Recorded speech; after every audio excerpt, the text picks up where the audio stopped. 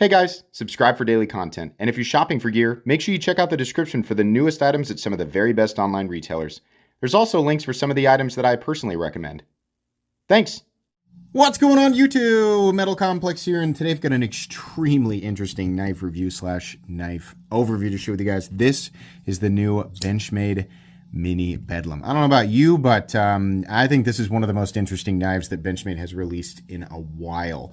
People have, different thoughts about Benchmade knives in terms of how they look, sure, and the vast majority of them are absolutely fantastic tools. Usually what it comes down to is what Benchmade asks for the price, right? Which is, it's usually absolutely outrageous. And to absolutely no one's surprise, this super cool Benchmade knife is ridiculously expensive. I will link it right down in the description. It definitely does help my channel when you use those links, but that's entirely up to you. Thanks to Benchmade for providing this knife for review. Thanks to my patrons for supporting me. Please make sure to follow me on Instagram at metal_complex. We have a lot to talk about outside of the price tag. So let's get started here with specs.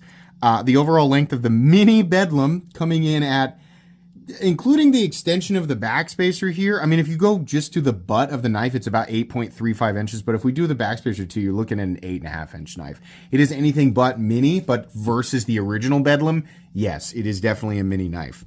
How about the blade length? 3.5. You could measure this at about 3.65 inches and 3.5 inches of cutting edge.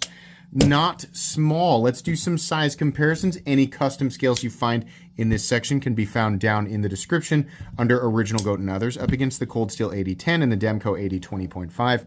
It's a big knife. It's just not quite as tall or robust as something like the 8010. Let's put it up against the Spyderco PM2 and the Spyderco Para 3. It is every bit the same length, actually longer than the Spyderco PM2, and it has quite a bit more in terms of cutting edge, and still manages to have a substantial amount of handle room.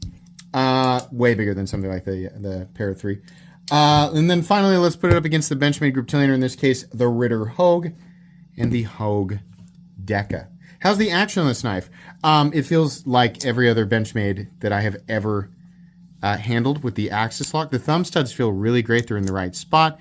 There was slight lock stick with this when I first got it. Now I've had it for a bit, and that has, kind of mostly broken in. If I kick it out really hard, I can get it to stick again, but opening it how I would normally open it does not result in a sticky, feeling. This does, like many other Benchmade knives, run on phosphor bronze, which I really like. I got to point out Benchmade's ability to create an axis lock folding knife with washers and have the action essentially operate as if it's on bearings while still, being able to lock up completely and totally solid. This is a good one. I understand not all Benchmades are like that. A lot of people pick up a Benchmade knife and you have lock stick. You have off centering. You've got blade play that you can't seem to get rid of, right? I mean, there's a lot of issues, reported. This one is, I'm going to call that centered. That looks like the tip right down the middle of the backspacer. I'm going to call that centered. We have absolutely no blade play, which you can't feel because you're watching. You'll just have to take my word for it. And lock stick that has broken in. Oop. Except for that one right there. Every now and then it still wants to stick, right? But I think over time it'll break in. But yeah, the action here, really, really nice. And the thumb studs are in a place that makes it easy to do the reverse flick or the thumb flick. So yeah, I actually really enjoy the action of this knife. Carry profile thickness up against the Spyderco Para 3. That's pretty thick. We have full steel liners. I really wish that they would just nest these, but they're not gonna. And then we have, on Blade HQ it was listed as 3X twill carbon fiber. I don't know if there's some special manufacturing process with this carbon fiber, but I will say it does look really nice. This is some of the nicest looking textured carbon fiber that I have seen outside of, your specialty stuff. Yeah, it looks pretty cool. I can't imagine that this is like horrifically expensive material, right? But it does definitely look really nice. It's important to point out that this is the dressier version. At least, at the time of this recording. There exist the base versions of these knives, which are the same outside of the fact that the scales are G10. I think there's like a layered coyote and a black G10, but the blade steel is the same on either of them. They just charge you $100 more for these scales. Carbon fiber is definitely more pricey than something like G10. I'm just not sure about that markup. But yeah, that's what we're looking at there for the scales on top of the steel liner. So it is fairly thick. Let's do length and height up against the PM2 and Pair 3. It doesn't feel that much. I mean, like, it's definitely heavier than a PM2, like a standard PM2, but like carrying it, I don't know, it's kind of an awkward shape. It doesn't feel nearly as cumbersome as like something like the 8010, right? But it does carry large. So if you are uncomfortable with something like the PM2, you'll almost certainly be uncomfortable with something like this. So let's go ahead and do a hardware check. I'm going to get out my tools. As per usual, my tools are very inexpensive and very recommendable. You can find them right down in the section of my description that talks about the tools I use on this channel. I'm going to guess, just like every other Benchmade, we have T10 for the pivot. Not every Benchmade, but a lot of them. T10 for the pivot and T6 for the body screws, which is just weird, if you ask me. Like, why not T8 and T8 or T10 and T8, right? T10 for the pivot. All Benchmades I've ever experienced have D-shaped pivot barrels, so it's going to be captive, which is nice. And then the rest of these, 1, 2, 3, 4, 5, 6, they were nice enough to use Chicagoans back here. Why not all the way, you know? But 6 more T6 screws and then 3 T6 screws for this phallic pocket clip, which they did allow for mounting on both sides. Benchmade is really good about that. They do acknowledge that left-handed people exist. So for their ambidextrous locking system, and when they utilize locking systems that are not the axis lock, they usually give you an option for mounting on the right or left-hand side. But anyways, as long as you have the right tools for the job, you should be good to go. Let's weigh the knife. So what are we looking at here for materials? Like I said, the carbon fiber, which may or may not be anything super duper special. And then we have the steel stamped clip. The backspacer, I believe, is aluminum. I don't think that I don't know why they would just like randomly use titanium. I would venture to guess it is just sort of anodized, and then they, you know, kind of dirty it up a little bit to make it go along with, I like the cool tactical theme of this knife, right? And then we have S90V for the blade steel, which is cool. I think S90V is an excellent steel. And then we have steel for the liners, which is going to make this pretty heavy. I'm going to guess this comes in at about 5.5 ounces. No, I'm way off. It only weighs, really? It only weighs 4. Okay, so I was way off. 4.7 ounces. Where's the balance? Quite a ways back from the pivot, and that's because of all the steel in the liners. I really wish that they would nest these. That would definitely make them smaller. You could make them thinner. And I wish there was a little more milling for weight reduction. Then again, the weight for the size of knife isn't really all that bad. It just creates kind of an awkward balance. But that's kind of more of a personal thing if you're bothered by the balance of it. 4.6, 4.7 ounces isn't that big when you consider how big some of those cold steel knives get, you know, or even not cold steel knives. You know, it's just not an incredibly heavy weight for me. But like I said, if you're used to carrying knives that are under 4 ounces, that's going to feel pretty big, pretty heavy to you. Let's measure the blade stock thickness. I'm pretty sure Benchmade likes to stick right around 125 thousandths, unless it's like the Adamas or something. So, oh, this one's even thinner, 112 thousandths. So pretty thin. Okay, meat and potatoes time. I normally don't like the S curvature. The Bedlam is a particularly nasty looking knife. It has that S-shaped curvature and that super tactical, you know, this is part of Benchmade's black class, which is, it's just the color of the box, you know. I mean, like, I understand people get really into that, and they get, you know, the blue class is like the casual user, and the black class is the tactical. Yeah, but it's not like it's regulated, you know, like, unless it's a switchblade and you can't carry a switchblade in certain areas, sure. But a lot of times the black class, I think a lot of times just comes down to marketing, but I think people know that, right? So this is the black class. What does that mean? If you're new, not much. It just means it looks super duper aggressive, and they decided to put it in a black box instead of a blue box. But it does look cool, definitely. And it is definitely a strong locking system. It is definitely a knife that could be used, I guess, in tactical situations, kind of a word you can apply in a lot of different scenarios. Yeah, it's pretty nasty. It's a pretty intimidating looking knife for sure. It's also a capable knife. These don't necessarily have like the thinnest geometry, but it'll definitely cut and slice. Benchmade has what always feels like a toothy edge, and it does seem to kind of bite into material better. But the geometry is not necessarily like the most razor thin, whatever. You know, right out of the box, the edge is definitely sharp enough to slice. Show you guys right here. Easy, no problem. It definitely does want to cut into material, but it's not the most like laser beamy blade you've ever, experienced. There's a nice tip. This is going to be a delicate tip. This is not a knife that you want to, pry with or screw with or anything like that. There's just not nearly as much material out. I mean, I don't recommend that you do that with any knife, but you can see here, like this blade, it just has substantially more material out here towards the tip. And this guy is going to be more of a thing that you use to poke into stuff that's nowhere near as hard as the blade. We have a stonewash finish on this guy. We've got the Benchmade logo here. Nice swedge. We have those bronze, they're really more coppery thumb studs there. And then it says S90V on the other side. There was a time where Benchmade was putting a website on certain knives. I'm really glad you guys decided to stop doing that. That's one of the worst. Honestly, I would rather have a butt like lasered into the knife than a website. I'd rather have butt cheeks.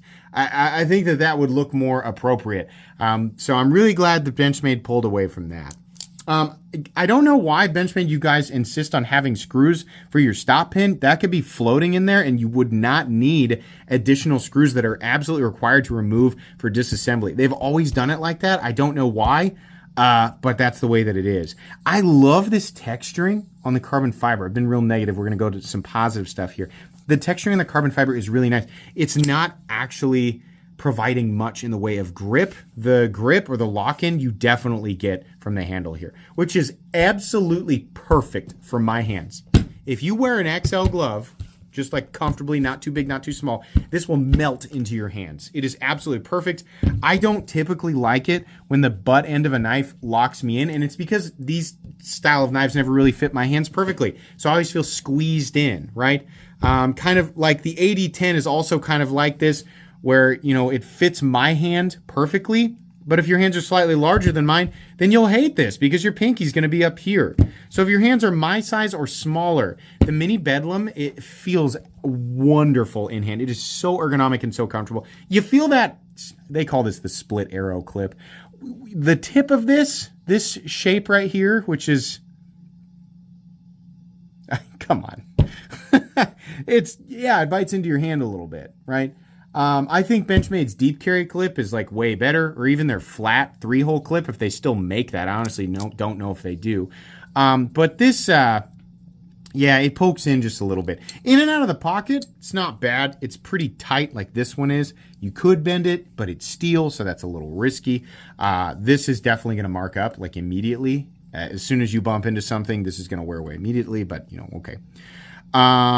Let's see here. A couple of standoffs back here. We got the back spacer. You could, I don't know if this is actually pointy enough to use as like a glass breaker, but it is pointy, right? Ooh, hey, so earlier I said that this was aluminum, and it's not. This is a steel back spacer that's been coated. Or however they've added this maybe it's like Cerakoted or something. But no, the magnet likes that. So that's going to be a steel backspacer. It's definitely adding to the weight as well. Interesting. So yeah, maybe you could use that as a glass breaker with that being steel, right? Or whatever, an attitude adjuster, whatever people like to call it. They give you an itty bitty little lanyard hole, so that's fine if you like lanyards. This is approaching what I would call a shallow carry. There's a lot of the knife sticking up out of your pocket outside of them creating a specific pocket clip for this curvature. I don't really know how they could have avoided that, right? I think that's just kind of the nature of the beast. It's not terrible, right? It's not like down here, which is insane. I don't know why anybody makes a pocket knife with a pocket clip that's way down here anymore, but they do. sometimes. But yeah, it's approaching what I'd call a shallow carry. So if that bothers you, definitely something to be aware of. There is a stop pin located in its traditional position right here. No shouldering, but it doesn't need it. No blade play up, down, left, or right. Like I said, slight, anywhere from slight to zero. To heavy lock stick. It's just kind of in that break-in period right now where it's not really sure what it wants to do, but eventually it'll go away. We have no pivot lash. Pivot lash is pretty rare for Benchmade knives. It's pretty solid in here. This is incredibly smooth. Benchmade really has, kind of figured out how to get that perfect washer action. So I love that. And then, like I said, this one appears to be absolutely perfectly centered. What do I think of this knife overall? I think it's really cool. I think it's really well made. Benchmade obviously has a great warranty, and they make knives in the USA. You are definitely paying a little bit more for it to be made in the USA, and you're also paying a little bit more for that warranty. It really is a good warranty. We have carbon fiber here. It's really nice. It is textured and also feels like it's radiused, and we have S90V. All of these things definitely do equate to a higher price tag. What do they want for this knife? Well, for the base version, which is G10 and S90V, they want $350. Okay, how much do they want for this guy? They want $450. Is this a $450 knife? No, I don't think so.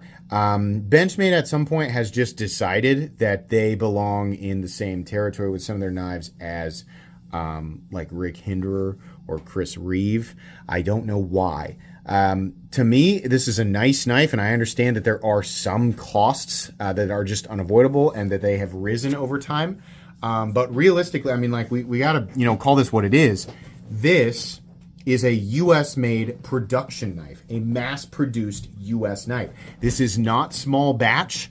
These are not, there might be little processes here and there, but this is not like a huge, like, hand assembly, hand tuned. They don't do that, right? That's what they do with like Hinder knives and Demco, like USA Demco knives and Strider knives and stuff like that. So no, this is a much, much larger, mass produced operation. So where we compare to, where we look for pricing is direct competition. Well, who would that be? USA production, Spyderco, Golden Colorado Spyderco. We're not talking about Japan or Taiwan or China. We're not talking about that in Spyderco. We're talking about Golden Colorado USA Earth Spyderco, whose their prices have been going up. They're substantially lower. Let's look at Hogue. I think Hogue is one of the best examples of what you can get for your money with similar materials. Hogue has plenty of knives with similar materials for substantially less, and their manufacturing quality is essentially identical. Microtech, known for being overpriced sometimes.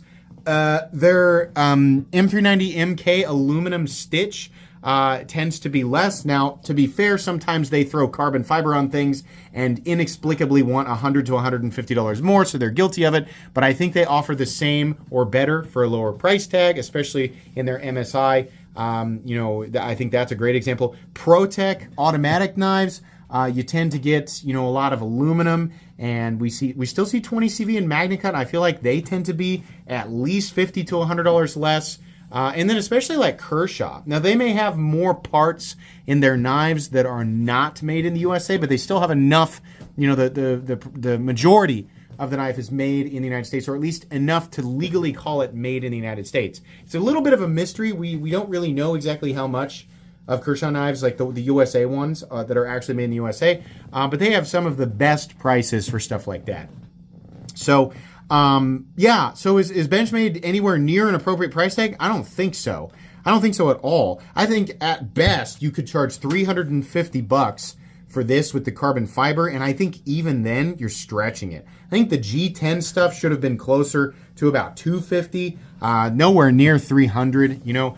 And just like where am I getting those numbers again? Like the MSI, which is M390 MK, and Microtech's doing a better job with heat treating it and getting it up there in terms of like where people want it, and then they're combining it with a really cool locking system and contoured textured aluminum, which you could make an argument for it, saying that it's more expensive. And those knives seem to be not well. They have some, I guess, in aluminum. Maybe I'm thinking of the Stitch, which goes up to about 300. But the G10 ones, anyway, right around 250, if I'm not mistaken, with the injection mold plastic ones being about 200.